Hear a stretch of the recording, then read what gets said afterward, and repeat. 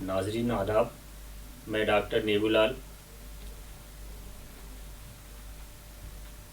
ख्वाजा मोइनुद्दीन चिश्ती भाषा विश्वविद्यालय लखनऊ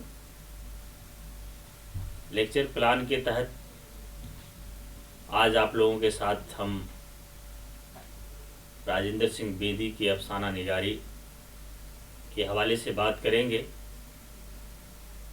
जैसा कि जानने वाले जानते हैं, फिक्शन निगारी की दुनिया में राजेंद्र सिंह बेदी का मुकाम प्रेमचंद के बाद नावल निगारी और अफसाना निगारी के मैदान में सफ़े अव्वल पर आता है। राजेंद्र सिंह बेदी का नाम उर्दू अफसाना निगारी के हवाले से अगर लिया जाए तो हमें राजेंद्र सिंह बेदी के यहाँ पंजाबी ज़िंदगी और उस देही ज़िंदगी की ख़ास तौर से नुमाइंदगी नज़र आती है। राजेंद्र सिंह बेदी की अफसाना निगारी, इनके किरदार, इनकी कहानी और मौज़ूआत के हवाले से हम बात करें, उससे पहले हमें राजेंद्र सिंह बेदी के हालात ज़िंदगी पर एक नज़र डालनी ज़रूरी मालूम होता है, क्योंकि कोई भी कलमकार उसकी ख्वाहिश, उसकी पसंद, उसकी नापसंद, उसकी तालीम, उसकी तरबियत, उसके माशरे और उसके समाज से देखा जा सकता है। राजेंद्र सिंह बेदी से हम लोग ये अंदाज़ा लगा सकते हैं उनकी हालात ज़िंदगी से कि उनके मौज़ूआत, कहानी, किरदार कैसे रहे। तो हम देखते हैं कि राजेंद्र सिंह बेदी की जो पैदाइश है वो सियालकोट में एक तहसील है डस्का, वहाँ पे पैदा हुए सितंबर 1915 में, और एक गरीब ख़ानदान में पैदा हुए। इनके वालिद हीरा सिंह थे जो लाहौर के सदर बाज़ार डाकखाने में मुलाजमत करते थे पोस्ट मास्टर की हैसियत से। ख़ानदान कोई आला समाज से नहीं था, एक गरीब ख़ानदान था इनका। इन्होंने इब्तदाई तालीम अपनी गांव से ली, सियालकोट से इब्तदाई तालीम हासिल की। इसके बाद इन्हें किस्सा कहानियों को पढ़ने में बड़ी दिलचस्पी होती थी। कहा जाता है कि इनके चचा एक पब्लिशर की दुकान को ख़रीद लिया था। इसके बाद इन्हें हज़ारों किताबें उनके साथ मिली थी। वो किताबें इन्हें पढ़ने के ज़ौक़ को बढ़ाया। इन्होंने बहुत सारी किताबें उनमें से पढ़ डाली और इब्तदाई तालीम के दौरान ही इन्हें इस तरह से हिंदुस्तानी समाज, सियासत और तारीख़ के मुतालिक बहुत सारी किताबों को पढ़ने का मौका मिला। राजेंद्र सिंह बेदी 1931 में इब्तदाई तालीम हासिल करने के बाद मैट्रिक की तालीम अपने वालिद साहब के साथ जाके लाहौर में शुरू की और इंटरमीडिएट 1932 के दौरान इन्होंने लाहौर से ही एग्ज़ाम पास किया। इसके बाद देखते हैं इन्हें अपने कॉलेज के ज़माने में से ही उर्दू, अंग्रेज़ी और पंजाबी ज़बान में कहानियाँ लिखने का शौक़ पैदा हुआ, शायरी और नज़में लिखने का शौक़ पैदा हुआ। ये काम कर ही रहे थे कि इनकी वालिदा का इंतकाल हो गया। ये वहाँ से किसी वजह से इनकी तालीम आगे मुकम्मल नहीं हो सकी। इसके बाद इन्होंने तालीम तर्क कर दी और तालीम तर्क करने के बाद انہوں نے لاہور کے صدر بازار ڈاک خانے میں ہی ایک کلرک کی نوکری اختیار کر لی. کچھ ہی وقت انہوں نے ملازمت کی تھی کہ اس سے پہلے انہوں نے اپنی ملازمت سے استعفیٰ دے دیا اور پھر لاہور میں ہی آل انڈیا ریڈیو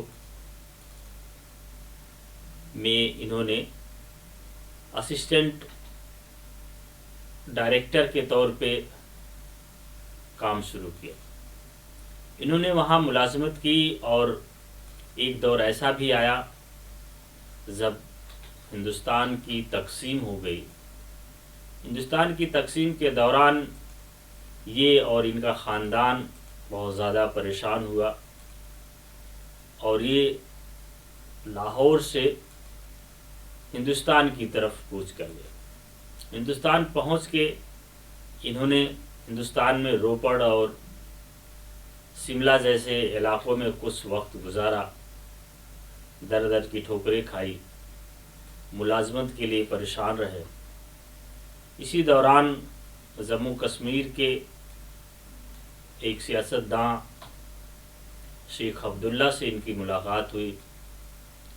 شیخ عبداللہ نے ان کی قابلیت اور ان کی ادب دوستی کو دیکھتے ہوئے جموں کشمیر ریڈیو اسٹیشن پر ملازمت دے دی.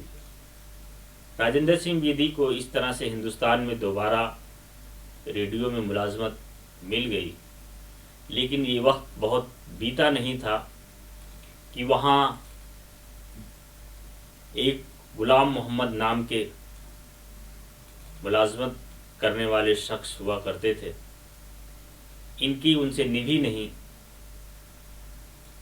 تو ان کے دوستوں میں کرشن چندر، منٹو اور دوسرے لوگ جو ممبئی میں فلمی دنیا میں اپنی ادبی زندگی اور فلمی زندگی گزار رہے تھے، زور دے کے انہیں اپنے پاس بلا لیا. اس طرح سے راجندر سنگھ بیدی جموں سے ممبئی فلمی دنیا میں جا کے قدم رکھا. وہاں پہ انہوں نے ملازمت اختیار کی. مہیشوری فلم کمپنی کے ایک ڈائریکٹر اور پروڈیوسر ہوا کرتے تھے جن کا نام تھا D D Kashyap. D D Kashyap نے انہیں اپنے یہاں ملازمت دی، یہ کہتے ہوئے کہ آپ اس کے علاوہ باہر کی دنیا میں کمپنی سے ہٹ کے بھی آپ فلمیں لکھ سکتے ہیں، اسکرپٹ لکھ سکتے ہیں یا مکالمے لکھ سکتے ہیں. 1000 روپیہ ماہوار پہ انہیں ملازمت مل گئی. اس طرح سے انہوں نے فلم دنیا میں اپنی زندگی کا آغاز کیا. لیکن اس کمپنی میں انہیں بہت خاص فائدہ نہیں ہوا. باہر کی فلموں لکھنے میں انہیں مقبولیت حاصل ہوئی اور یہ دیکھتے ہی دیکھتے فلمی دنیا میں قدم جما لیا. انہوں نے کئی ساری فلموں کو لکھا، اس کے اسکرپٹ لکھے، اس کے اسکرین پلے رائٹر لکھا، بلاگ لکھا. انہوں نے جن فلموں میں کام کیا وہ کئی ساری فلمیں مشہور ہوئیں، جن میں آپ 2-4 فلموں کے نام جان سکتے ہیں. جیسے ایک اردو کی بہت ہی مشہور شاعر مرزا غالب کے نام سے ایک فلم بنی تھی. اس فلم میں انہوں نے بھی کام کیا تھا.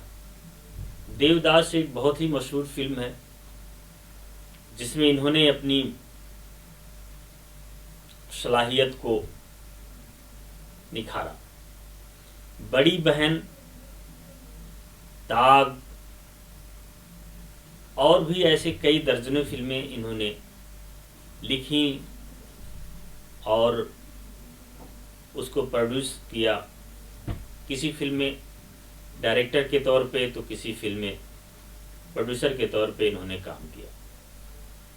کہا جاتا ہے فلمی دنیا کے دوران ان کا یارانہ ایک سمن نام کی کسی فلمی ایکٹریس سے ہو گیا تھا، اور یہ جو کہانیاں اور قصے لکھا کرتے تھے ان میں بھی اس کا کہیں کہیں ذکر دیکھنے کو ملتا ہے۔ راجندر سنگھ بیدی اپنی پوری زندگی فلمی انڈسٹریز کو دے دیا۔ آخری وقت میں انہیں 1984 میں انہیں فالج کا شکار ہوا، یہ فالج کے شکار ہوئے اور پھر ان کی وفات ہو گئی۔ تو اس طرح سے 1915 اور 1984 کے درمیان کی ان کی زندگی جو سیال کوٹ، لاہور، شملہ، جموں اور ممبئی ہوتے ہوئے انہوں نے جو سفر کیا، جو مختلف کرداروں، مختلف انسانوں اور مختلف لوگوں سے ملاقاتیں کی، وہ ان کے ہاں انسانی زندگی کی حقیقتوں کے طور پہ کردار بن کے ابھرتے ہیں۔ راجندر سنگھ بیدی کی اگر ہم افسانہ نگاری کی بات کرتے ہیں تو ہم دیکھتے ہیں کہ راجندر سنگھ بیدی نے منٹو جیسے، کرشن چندر جیسے یا عصمت چغتائی جیسے بہت سارے کہانیاں، بہت سارے قصے یا بہت سارے ناولیں نہیں لکھے۔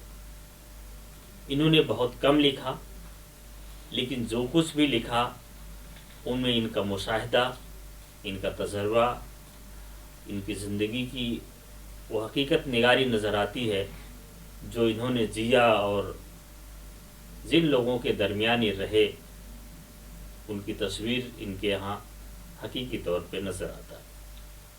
راجندر سنگھ بیدی نے تقریباً 6 افسانوی مجموعے چھوڑے ہیں اردو ادب میں۔ ایک ناول چھوڑا ہے جسے ہم ناولٹ کے طور پہ بھی جانتے ہیں، اور کچھ ڈرامے بھی لکھے۔ ہم بات کر رہے ہیں راجندر سنگھ بیدی کے افسانہ نگاری کے حوالے سے، تو راجندر سنگھ بیدی کی افسانہ نگاری پہ اگر ہم بات کریں تو جیسا کہ بتایا کہ راجندر سنگھ بیدی کی افسانہ نگاری 6 مجموعوں پر مشتمل ہے۔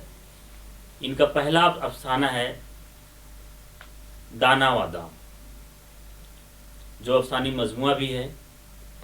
گرہن ہے اپنے دکھ مجھے دے دو، گرم کوٹ، لمبی لڑکی، ایسے بہت سے افسانے ہیں جو ان افسانی مجموعوں میں درج ہے۔ ان کے یہ افسانے بہت ہی حسین ترین موضوعات کو پیش کرتے ہیں۔ اگر آپ ان کے افسانوں کو پڑھیں گے، دیکھیں گے تو ان کے ہاں پنجابی زندگی، ان کے ہاں ہندوستانی کلچر جس میں ہندو، مسلم، سکھ، عیسائی، عورت مرد مل جل کے رہنے والے ایسے کردار نظر آتے ہیں جہاں ایک دوسرے میں مماثلت بھی ہے، مخالفت بھی ہے۔ اپنے دکھ مجھے دے دو ان کا ایک ایسا بہترین افسانہ ہے جو ایک عورت کی زندگی اور اس کے درد و غم کو دکھانے کے لیے بہت کافی ہے، جو کسی دوسرے کی بہن بیٹی ہوتی ہے اور جب وہ سسرال میں آتی ہے تو اپنے سسرال کے سارے غم اپنا بنا لیتی ہے اور وہ اپنا غم بھول جاتی ہے۔ یہ ہندوستانی عورت کی جو تصویر کسی ہے آپ اس میں بہت خوب دیکھ سکتے ہیں۔ ان کا ایک بہت ہی مشہور افسانہ ہے جو آپ کے اس یونیورسٹی میں سلیبس کا حصہ ہے، جسے ہم لاجونتی کے نام سے جانتے ہیں۔ لاجونتی ایک ایسا افسانہ ہے، لاجونتی اس افسانے کی ہیروئن ہے، سندر لال بابو اس افسانے کا ہیرو ہے۔ تقسیم کے بعد ہندوستان کی عورتیں اور پاکستان کی عورتیں ایک دوسرے طرف جو چلی جاتی ہیں، انہیں پھر بساؤ نام کی کمیٹی بنا کے ہندوستان میں واپس لانے کا اور پاکستان بھیجنے کا ایک سلسلہ دونوں ملکوں میں چلتا ہے۔ اسی میں سے یہ ہیروئن ہے جس کا نام لاجونتی ہے، وہ بھی پاکستان چلی جاتی ہے، یعنی کہ وہ ایسے انسانوں کے ذریعے اٹھا لی جاتی ہے، اور پھر ایک وقت کے بعد جب ماحول اس سازگار ہوتے ہیں تو اسے واپس دوبارہ بلانے کی کوشش کی جاتی ہے، اور وہ آتی ہے تو سندر لال جو اس سے پہلے بے تکلف رہتا ہے، محبت کرتا ہے، لیکن عورتوں کی پسماندگی، عورتوں کی پریشانی اور عورتوں کے دکھ تکلیف کو جو مرد ذات ایک نہیں سمجھنے والا ہوتا ہے، لیکن جب وہ اس سے جدا ہو جاتی ہے سندر لال سے، تو سندر لال اس بات کو محسوس کرتے ہوئے اپنی بیوی لاسونتی کو بہت محبت کرتا ہے، اسے دیوی مانتا ہے، اور ایک طرح سے ہندوستانی قدیم تاریخ کی اس روایت کو توڑنے کی اس افسانے میں کوشش کی گئی ہے، جہاں پہ عورتوں کا قدر نہیں ہے، جہاں پہ رام چندر جیسے کردار جو ہماری ہندوستان کی ثقافت کے حصہ ہے، جو عورتوں کو صرف یہ کہنے پہ، کسی کے الزام لگانے پہ چھوڑ دیتے ہیں کہ وہ تو راوڑ کے ساتھ رہ کے آئی ہے، اسے کیسے رکھا جا سکتا ہے، لیکن اس روایت کو راجندر سنگھ بیدی نے بڑے ہی فنکارانہ صلاحیت سے ترک کرتے ہوئے اس بات کو انہوں نے نسوانی موضوعات کو اٹھایا ہے کہ ان عورتوں کا کوئی قصور نہیں ہے، اس میں مرد طبقہ ہے جو اپنے فائدے کے لیے عورتوں کو کسی سامان کی طرح، کسی بازارو دکانی سامان کی طرح استعمال کرتا ہے اور انہیں لے جا کے قید کر لیتا ہے۔ بہت شکریہ، تھینک یو۔